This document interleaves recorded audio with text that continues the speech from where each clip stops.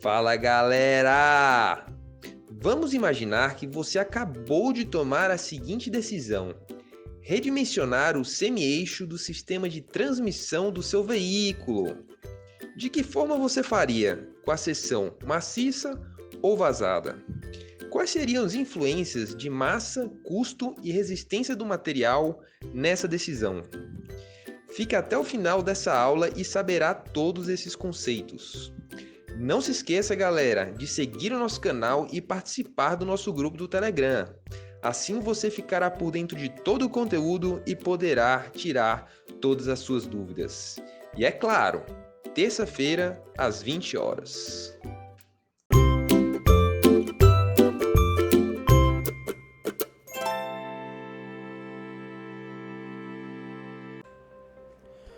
Fala pessoal, tudo bem? Hoje a gente vai ver uma aula aqui referente a um assunto relacionado à torção, tá? Onde a gente vai estudar um pouco a influência quando a gente tem uma seção maciça, tá? Ou uma seção vazada, tá? E aí a gente vai verificar se tem algum ganho, se isso pode ser benéfico ou não, quais são as vantagens, as desvantagens, ok? Então, bora para a aula, pessoal. Então, aqui nessa aula, pessoal, a gente vai estudar a influência, tá? Da seção transversal ser maciça ou vazada. E a gente vai levar em consideração a massa, custo e resistência do material. Então, imagine a seguinte situação, pessoal. Você tem um veículo, ok? E aí do seu veículo, bora supor que você tem que redimensionar a sua homocinética, tá? Não, ela completa, tá? Mas apenas aqui o semi-eixo, tudo bem? Então você tem seu veículo, você tem a homocinética e você tem aqui essa parte do semi-eixo aqui que você tem que fazer um redimensionamento, tá, pessoal? Seja por algum motivo que seja, redução de custo, então redução de massa, manufatura, enfim, por aí vai.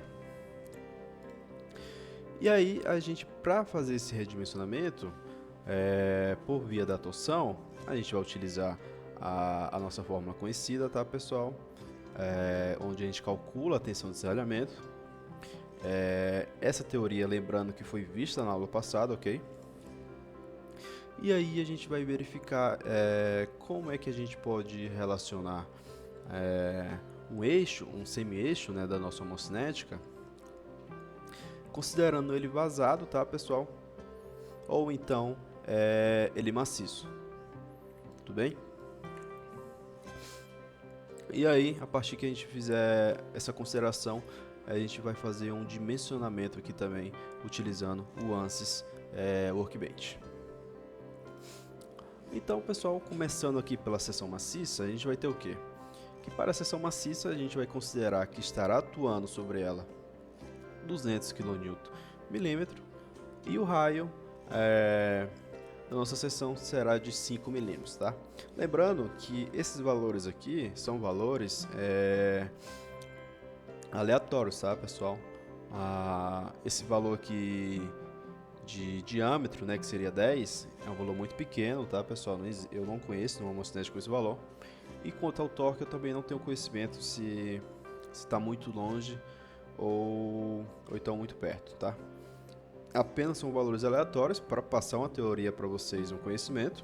E aí, caso você tenha uma situação dessa real, ou então próxima, né? Você poder seguir essa metodologia, tá bem? Então, a gente tem aqui a nossa seção, tá, pessoal? Ela tem um raio de 5, ok? E estará atuando sobre ela 200 kNm. O cálculo do momento de inércia polar, ele se dá através dessa fórmula, pessoal, πr² sobre 2, onde o seu valor ele é 981,75 mm². A tensão de cisalhamento ela se dá através do torque pela distância da superfície mais externa sobre o momento de inércia polar, tá? E o seu valor é aproximadamente 1019 MPa. Lembrando que o valor de C, pessoal, Caso a gente queira a tensão de desalinhamento máxima, tá? Ele vai ser o próprio raio, tá, pessoal? Então, a gente pode utilizar o valor de C variando do centro até o raio. E caso a gente queira a tensão de desalinhamento máxima, o C vai ser o próprio raio, ok? Para poder realizar esse estudo, igualaremos os momentos de inércias polares e verificar como a seção vazada ela vai se comportar, tá? Então, basicamente aqui é o seguinte, a gente tem a nossa seção vazada e nós temos nossa seção maciça. A gente quer verificar como é que a gente pode relacionar a nossa seção vazada com a nossa seção maciça, mantendo o mesmo momento de inércia polar, tá, pessoal? Porque a partir do momento que a gente mantém o mesmo momento de inércia polar, a gente vai estar garantindo de uma certa forma uma proximidade do valor da tensão de desalinhamento, tá, pessoal? O valor do C vai mudar um pouquinho, mas a partir do momento que a gente já garante a inércia, a gente só passa a ter uma variável, que é o valor do C, tá? Porque se vocês perceberem, a nossa fórmula, ela é torque pela distância pelo momento de inércia. Então, se a gente garantir que o J, né, que é o nosso momento de inércia polar, ele vai ser constante, tanto para maciça quanto para vazada, a nossa única variável vai ser o C, tá? E assim vai ser melhor de trabalhar. Então, a gente vai calcular o momento de inércia para a seção vazada, tá, pessoal? E o momento de inércia aqui para a seção maciça. O da seção maciça vocês já conhecem, tá, pessoal? Pi r a 4/2. E o da seção vazada, ele tem uma pequena diferença. Qual é a pequena diferença? A gente tem que fazer uma subtração dos raios, tá, pessoal? Então, o raio 1 é o raio externo, tá, pessoal? E o raio 2 é o raio interno, tudo bem?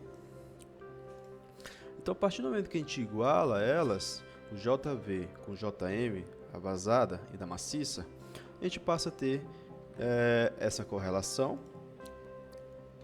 E se a gente fizer um rearranjo aqui dos termos, a gente vai ter que o raio interno ele vai ser diretamente proporcional ao raio externo, tá? E também diretamente proporcional aqui ao nosso momento de inércia da nossa seção maciça, ok, pessoal? E aí o que acontece? Esse termo aqui, tá, pessoal? Ele passa a ser uma constante, tá? Ele passa a ser um K. E aí a gente tem R1 a quarta é igual a K mais R2 a quarta, tá, pessoal? E a gente vai ver como é que eles vão se comportar ao decorrer da aula. Dessa maneira, quando a gente passa a adotar valores aleatórios para o raio interno R2, verifica-se a variação da área da seção transversal. Isto é, a gente tem a nossa equação, tá, pessoal? Que é essa aqui de baixo. E aí, a partir do momento que a gente vai adotando valores de R2, a gente verifica a variação do R1, ok? E a gente também verifica que a razão entre o R1 e o R2 ela vai diminuindo, tá? A partir do momento que a gente vai aumentando o valor do R2.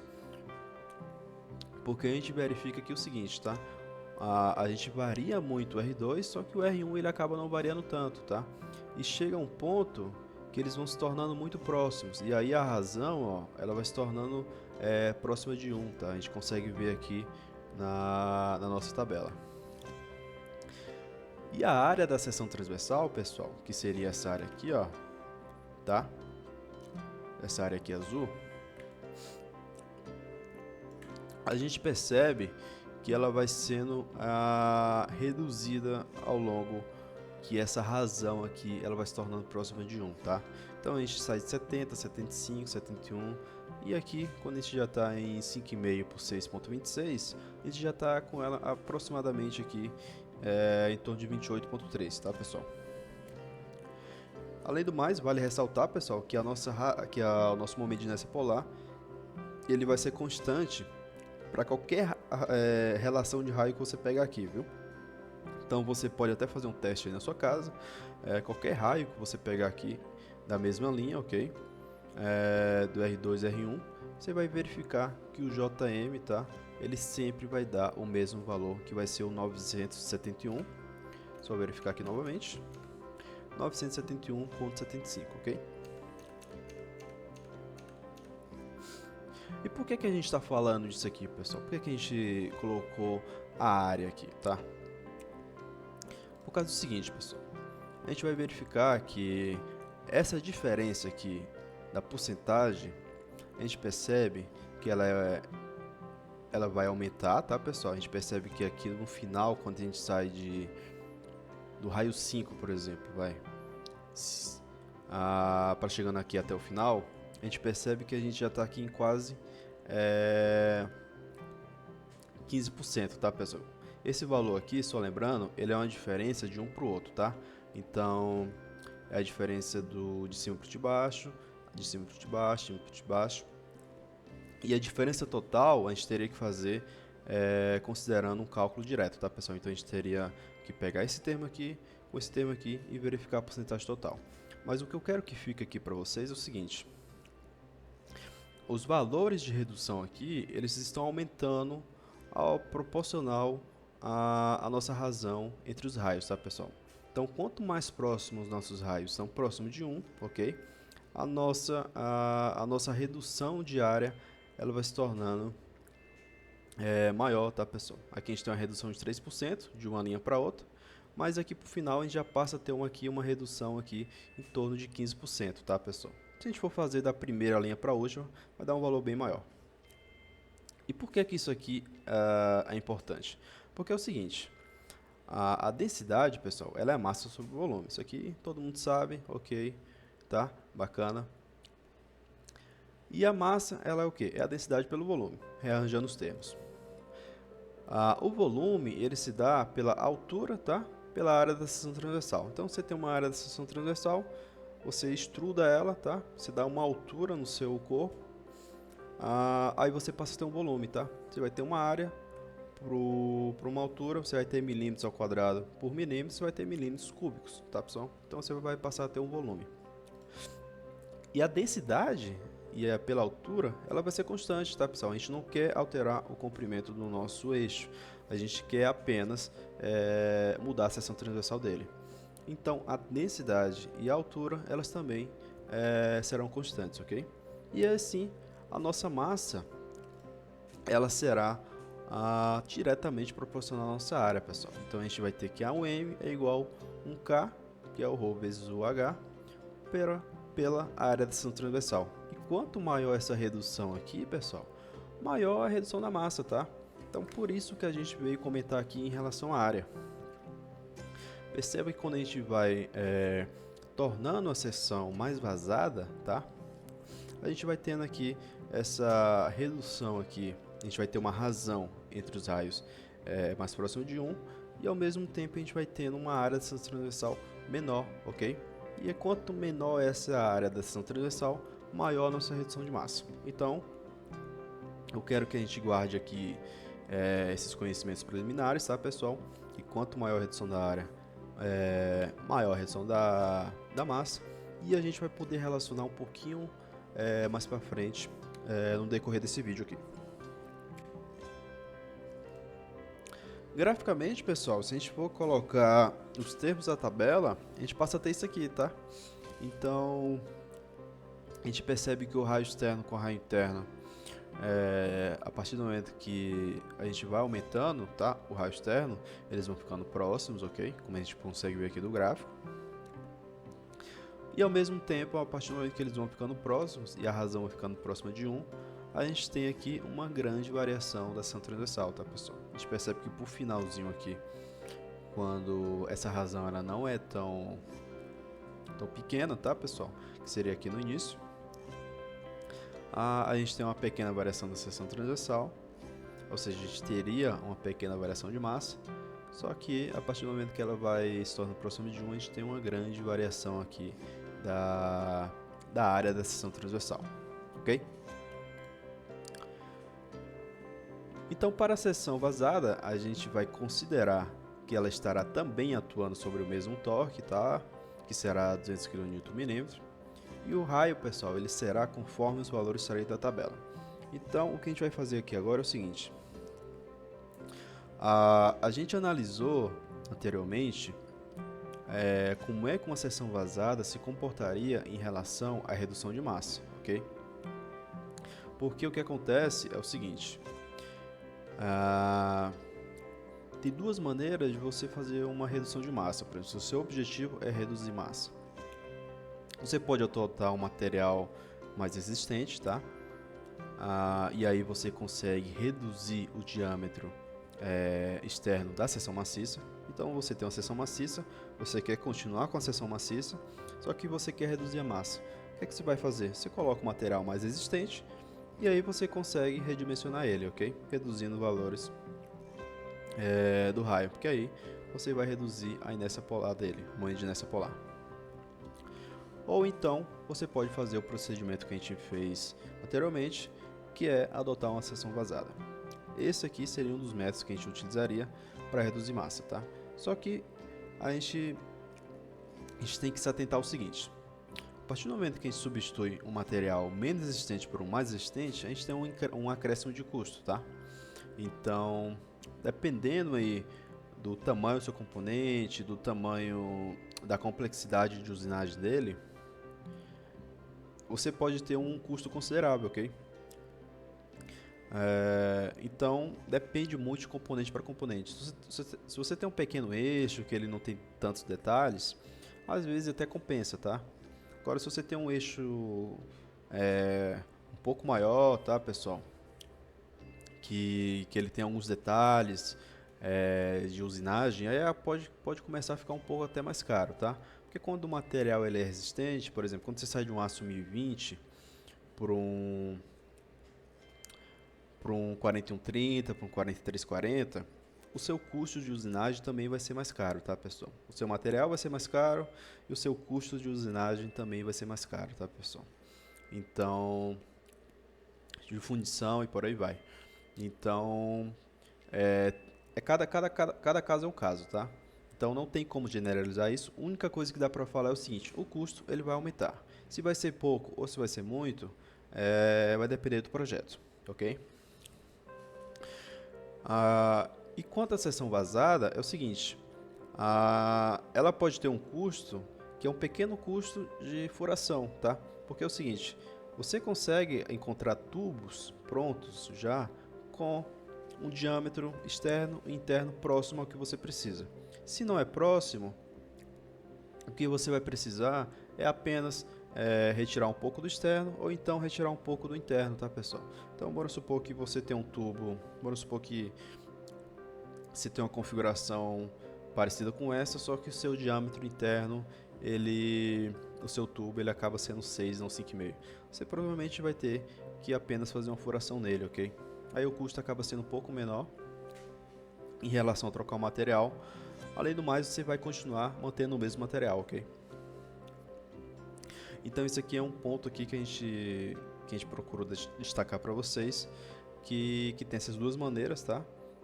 De reduzir a massa, trocando o material ou fazendo esse redimensionamento de uma seção vazada por uma seção maciça. Lembrando também que quando a gente sai de uma seção maciça para uma vazada, a gente tem alteração de raios, tá, pessoal? Externo e interno. Geralmente o interno ele não é um fator limitante de projeto, mas geralmente o externo ele é, tá? Por questão de packaging, por questão de rolamento, mancal e por aí vai. Então, geralmente quando você tem essa liberdade de mancal e rolamento, a seção vazada ela cai bem, tá, pessoal?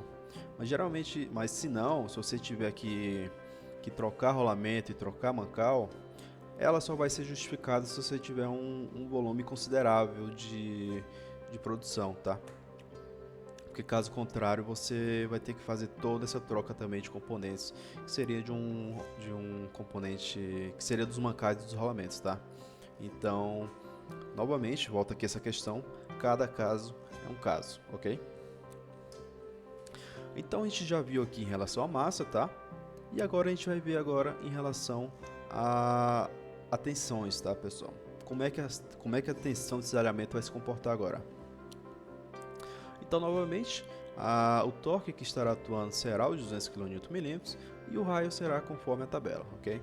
Perceba o seguinte, pela nossa fórmula de tensão de desalhamento, a gente tem um torque pela distância, tá? E pelo momento de inércia polar. O momento de inércia polar a gente já viu que ele é uma constante, tá, pessoal? Para qualquer linha dessa aqui, qualquer relação que você pegar, ele vai dar sempre o mesmo valor. O torque também, ele é o mesmo, ok? Então, ele vai ser uma constante aqui de projeto. A nossa variável de projeto vai ser justamente o nosso C, que no caso, como a gente quer a tensão de desalhamento máxima, tá, pessoal? No caso mais extremo, a gente tem aqui o nosso R1, ele vai ser o nosso próprio R1, ok? Então, a gente vai agora analisar, pessoal, como é que a nossa tensão de desalhamento ela vai se comportar à medida que a gente vai fazendo essas variações aqui, ok? Então, quanto à tensão, a gente vai ter, né, pessoal, que garantir o mesmo momento de inércia polar, que a gente já tinha comentado anteriormente, que ele sempre vai ser aqui o 981,75. Porém, à medida que alteramos o valor do raio externo, também estamos alterando o valor da tensão de desalhamento, tá, pessoal? Pois o valor de C ele é alterado, ok? Lembrando que o valor de C ele sempre vai ser aqui o nosso R1, ok? Para essa nossa condição aqui. Então a gente tem que a tensão ela é o torque pela distância pelo momento, tá? E aí, como a gente já tinha combinado lá atrás, a nossa variável aqui, pessoal, é o nosso R1, ok? Então, quando a gente agrega aqui a nossa tabela de tensão, em função do valor do R1, a gente passa a ter esses seguintes valores aqui de tensões, pessoal. Onde a gente percebe que as variações que a gente tem em relação a eles, de linha por linha, tá, pessoal? A gente vê que a variação máxima é em torno aqui de 5%, tá, pessoal? Se a gente for considerar aqui a última linha. Ou seja, se a gente for lembrar, tá?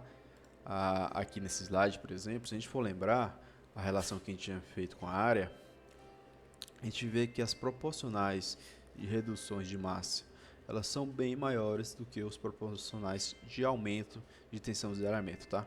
Então aqui a gente tem uma situação que a gente tem ganhos e tem perdas, tá?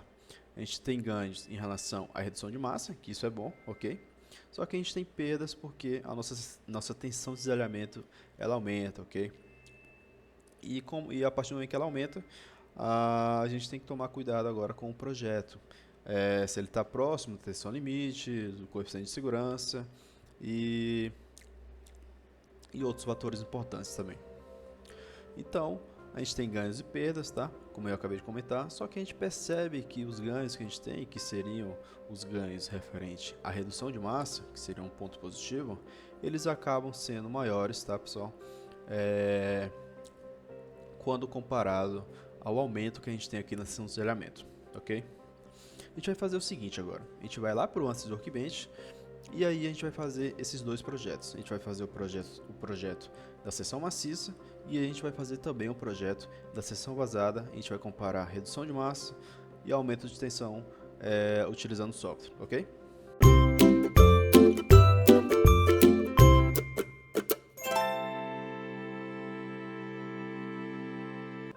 Então aqui no ANSYS, pessoal, a gente vai criar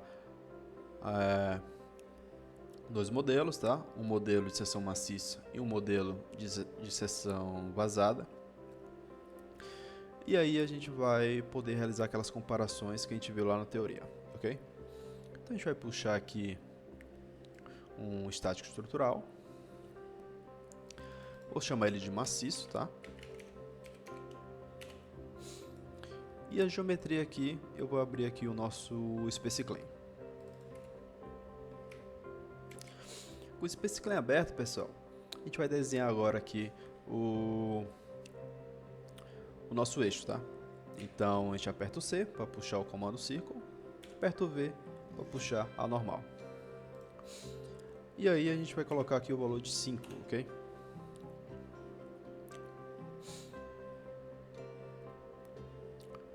Na verdade, o raio é 5 e o diâmetro é 10, pessoal. Então, vou fazer novamente. A gente vem aqui e o diâmetro ele é 10, tá? O raio é 5, o diâmetro é 10. A gente coloca um pull, tá, pessoal? Com a tecla P, ou vindo aqui diretamente.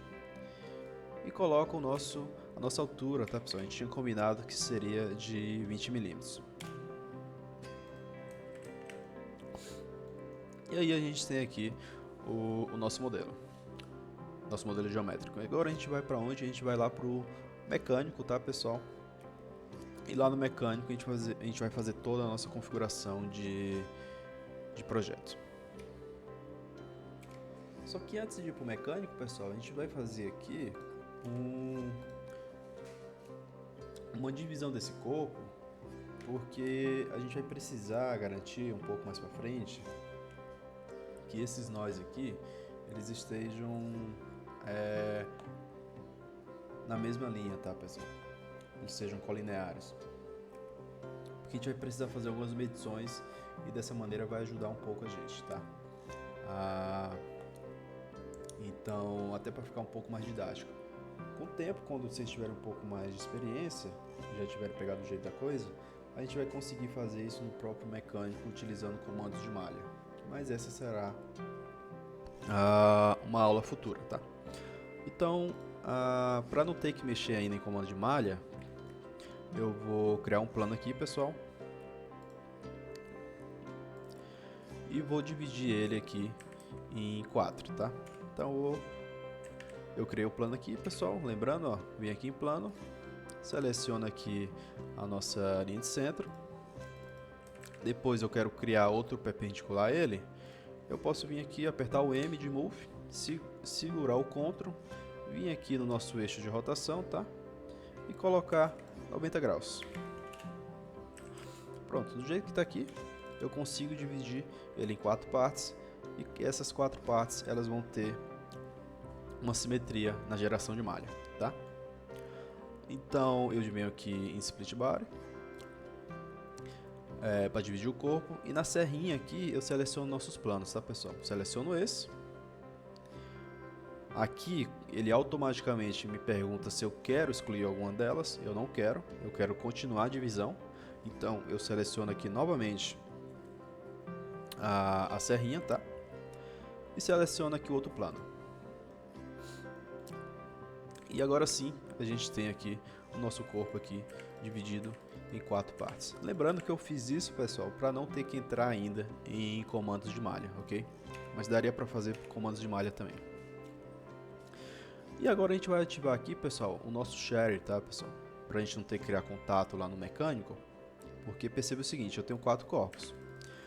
Como eu tenho 4 corpos, quando eu gerar malha, eu vou ter uma malha para esse corpo, uma malha para esse corpo, uma malha para esse corpo e uma malha para esse corpo. Tem duas maneiras de fazer essas malhas se conectarem entre si, tá, pessoal? E elas entenderem uma resposta em relação à outra. A primeira delas, uma delas, né, será o share, que a gente vai compartilhar os nós. Então, os nós dessa malha aqui em relação à face interna aqui, que será essa face aqui, pessoal. Em relação à face desse outro corpo aqui, eles vão estar conectados, tá? E a outra maneira seria criar um contato. Esse caso aqui, como é um caso pequeno, o contato ou o share, eles dariam na mesma, tá? Quando você passa a ter montagens grandes, com muitos contatos e componentes, por aí vai, o share acaba sendo mais relevante. Aqui eu vou criar o share. E quando a gente aperta aqui no share, ele já indica o que ele está compartilhando. Então ele está compartilhando 4 faces, tá? E os edges também. Dessa maneira, agora a gente está pronto agora, pessoal, para a gente colocar o nosso modelo lá no mecânico, ok? Então aqui voltando aqui para o Workbench, para a gente abrir o mecânico, pessoal, basta a gente vir aqui em Model e apertar 2 vezes com o botão esquerdo do mouse.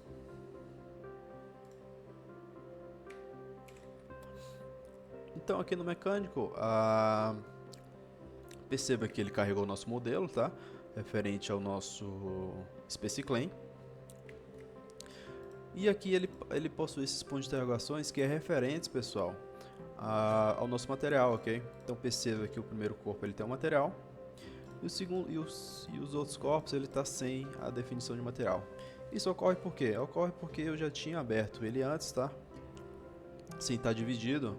E aí a partir do momento que a gente dividiu ele pergunta se os outros corpos, qual vai ser o material dos outros corpos, tá, pessoal? Então basta a gente vir aqui, pode apertar Shift, seleciona um, clica no outro, aperta Shift e vem aqui e coloca a ácido estrutural para todos eles. Em relação à malha, a gente vai gerar uma malha default, verificar como é que ela fica. Perceba que ela ficou muito refinada, tá, pessoal? Se eu não me engano, para a versão estudantil ela não vai rodar, porque ela está com mais... ela ultrapassou o limite dela, tá? Então a gente vai fazer aqui um pequeno refinamento. Deixa eu colocar o valor de 1 para ver como é que vai se comportar. O valor de 1 ele já se enquadra, tá, pessoal? Porque ele já entra aqui no critério da versão estudantil.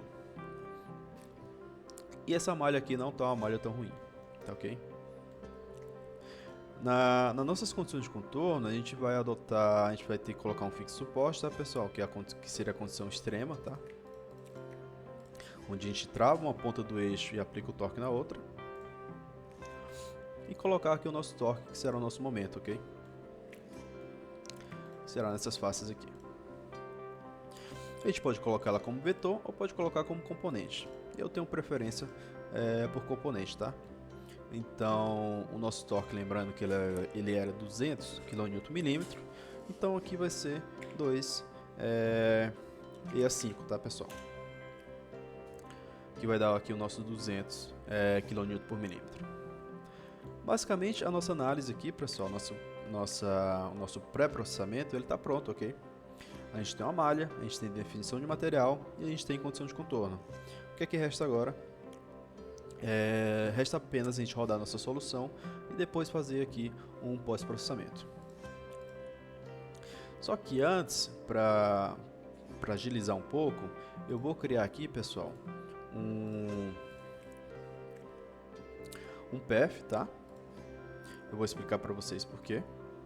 E também vou criar um remote point. Também vou explicar para vocês daqui a pouco. O path nada mais é do que a gente criar um caminho, tá?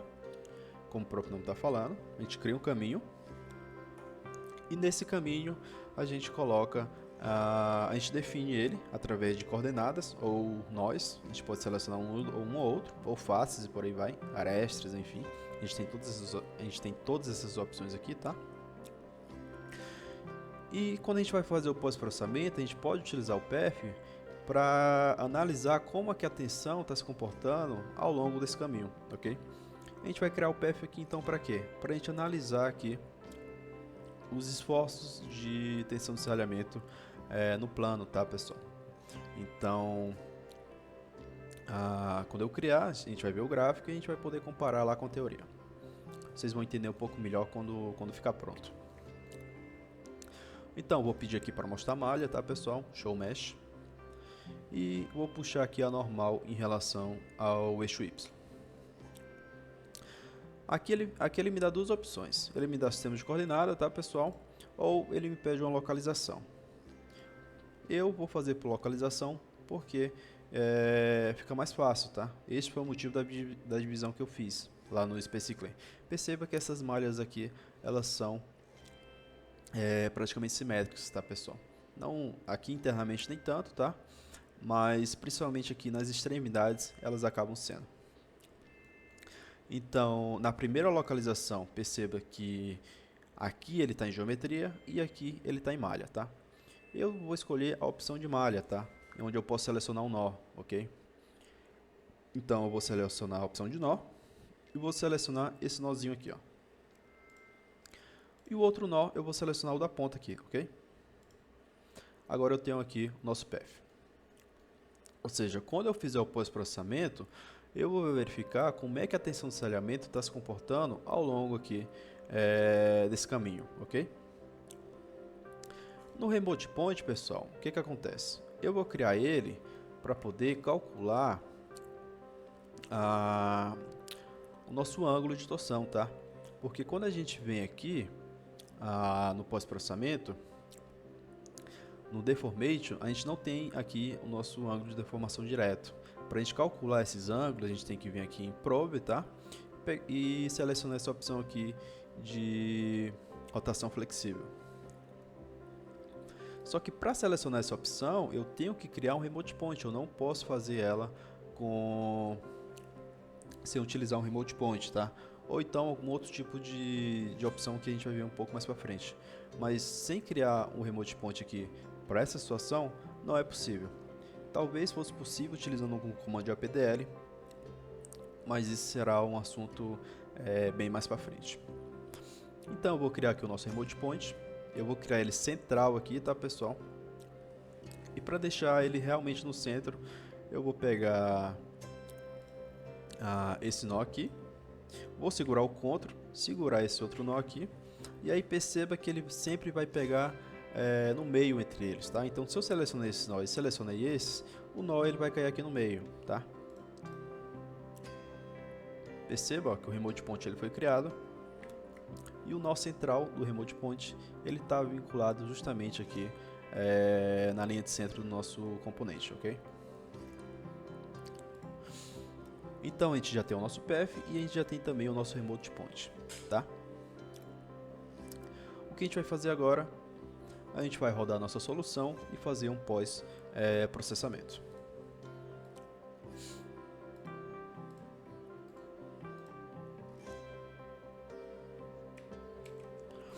Com a análise rodada, a gente agora vai fazer o nosso pós-processamento. A gente vai começar aqui pela nossa tensão, tá, pessoal? Desalhamento. A gente percebe aqui que ela está em torno aqui de 1029 megapascal, ok? Deixa eu rodar aqui uma animação. E esse valor aqui, pessoal, não sei se vocês se lembram, eu vou até abrir o PowerPoint, ele é um valor bem próximo da nossa realidade, tá? Que a gente tinha calculado teoricamente. Onde aqui, pessoal, a gente percebe, ó, quando a gente utiliza o valor do torque com aquele raio de 5 mm, o valor da tensão ela dá 1018, tá? E o valor lá no ANSI ele tá dando 1029. Então se a gente fizer uma continha rápida aqui, ó, 1029, 1018, a gente tem aqui um erro aqui aproximadamente, pessoal, de 1%, tá? 1% aproximadamente. Então, é algo que está sendo considerável, tá, pessoal? Não está muito distante. É claro que lá a gente tem efeitos de malha, que pode, se a gente trabalhar com a malha um pouquinho melhor, a gente pode aproximar esse valor mais ainda. Mas está um valor razoável e ele pode ser considerável, ok? Bora voltar lá para o workbench, pessoal. O que a gente vai fazer agora, pessoal, é continuar nosso processamento, tá? E como a gente já viu aqui nossa tensão de desalhamento, a gente vai ver agora ela no nosso path, ok? Então a gente vai criar aqui o nosso share, a gente vai renomear ele, colocar path.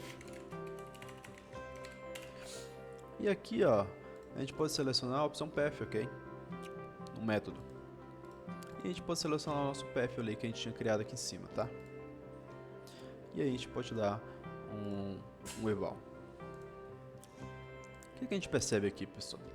A gente percebe exatamente aqui o nosso diagrama de tensões, tá? Quando a gente tem torção, ok? A gente percebe que na linha neutra, ok? Seria aqui o 0. A gente vai ter uma tensão de 0, ok, pessoal? Que seria aqui o nosso linha de centro. Na linha de centro aqui a gente vai ter a nossa tensão de desalhamento 0. E a partir do momento que a gente vai aumentando as distâncias para a superfície externa, tá, pessoal? Que a gente vai aumentando o raio, a nossa tensão ela vai aumentando, ok?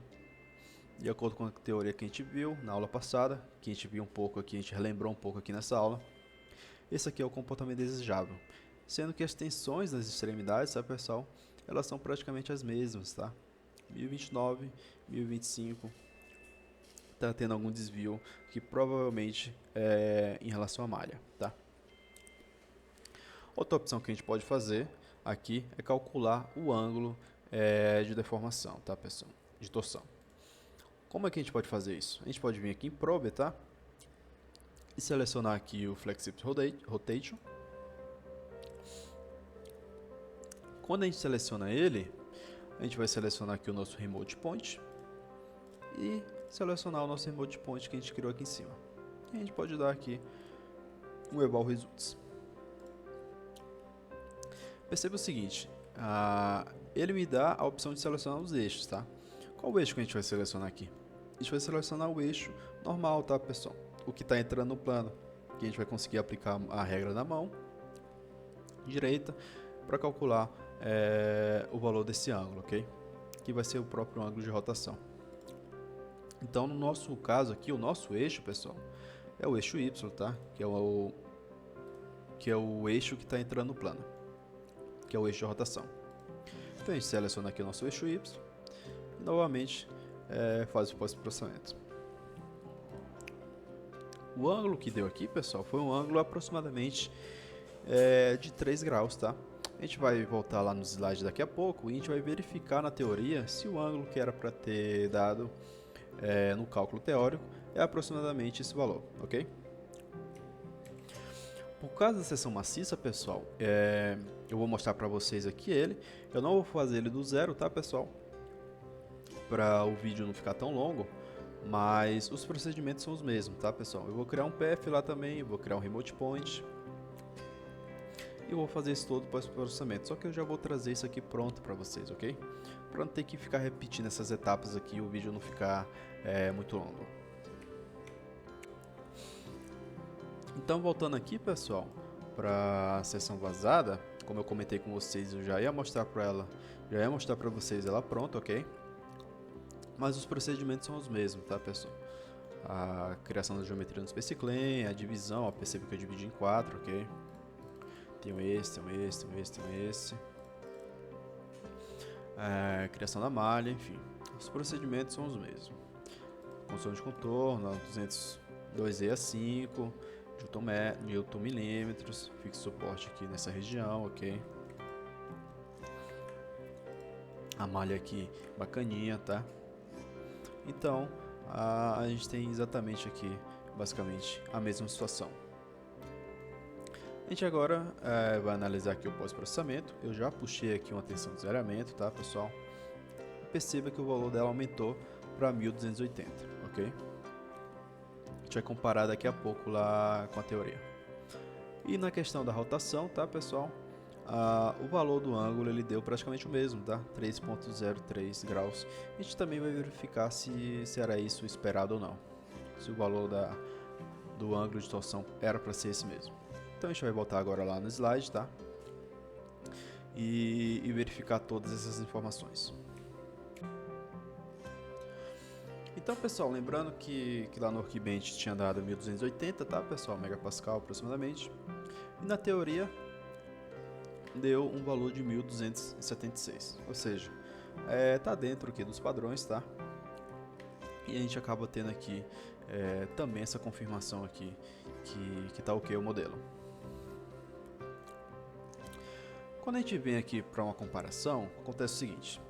Para efeito comparativo, iremos agora analisar os dois casos, onde temos as seções referentes à tabela anterior demonstrada. E lembrando que a altura do eixo que consideraremos será de 20 mm, tá? A gente já fez essa consideração lá no Workbench, tá? E aí agora a gente vai verificar aqui os ganhos e as perdas que a gente teve. A massa desse eixo maciço, pessoal, ela foi de 12,33 gramas, tá? Enquanto a massa do nosso eixo vazado, ele foi de 4,43 gramas. A gente pode até comparar, a gente pode até verificar essa informação agora lá no Workbench. Uma maneira que a gente pode fazer aqui, pessoal, é o seguinte. A gente tem o nosso modelo maciço e a gente tem o nosso modelo vazado, tá? As tensões aqui, tudo bonitinho. O que a gente pode fazer, pessoal, é o seguinte. A gente pode vir aqui Deixa eu só ampliar aqui para verificar. Em Select Information, tá?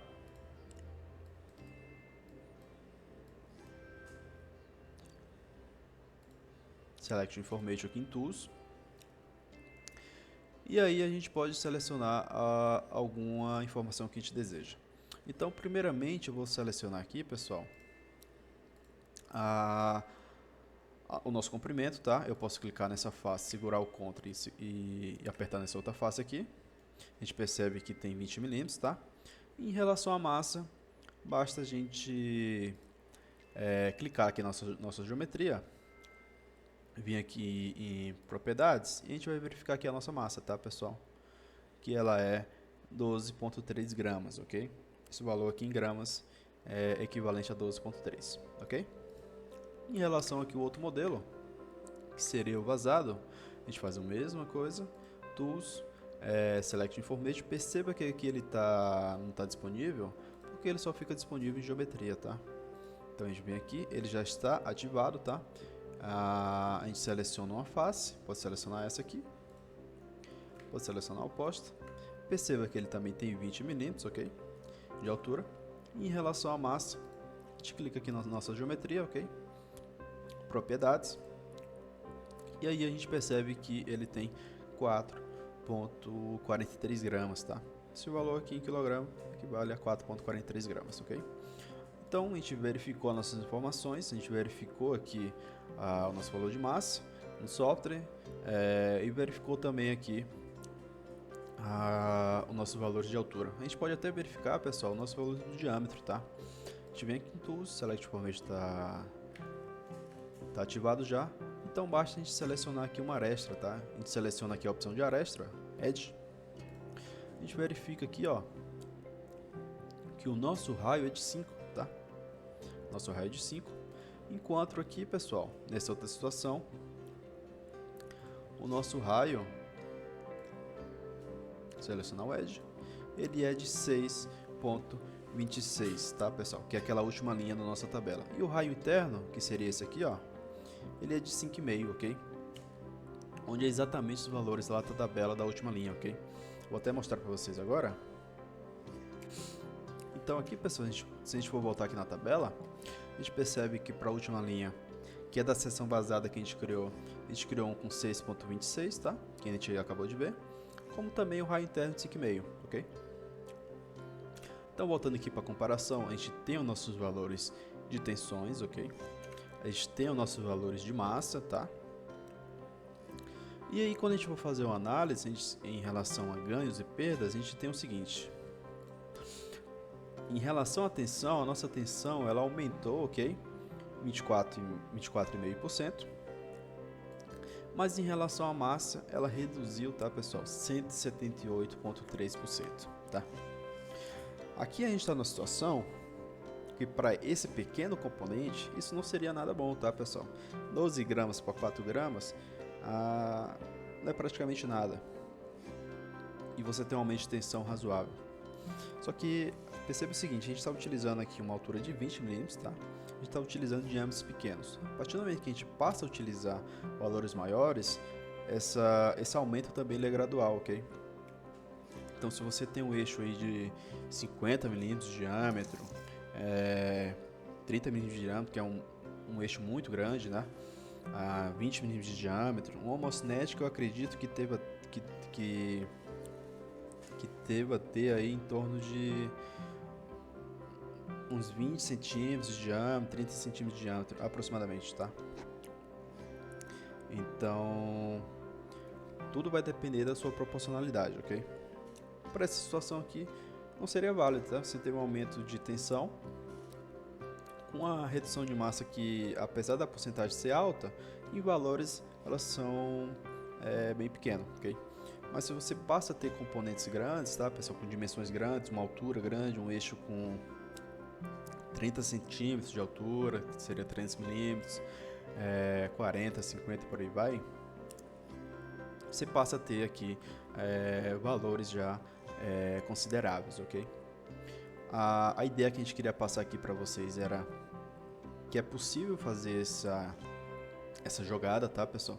Sair de uma seção maciça para uma seção vazada, tendo uma redução de massa, sem alterar material e tendo um pequeno acréscimo de custo, tá? Possivelmente se tem um acréscimo de custo, só que com um aumento de tensão que geralmente ele é um aumento pequeno, tá, pessoal?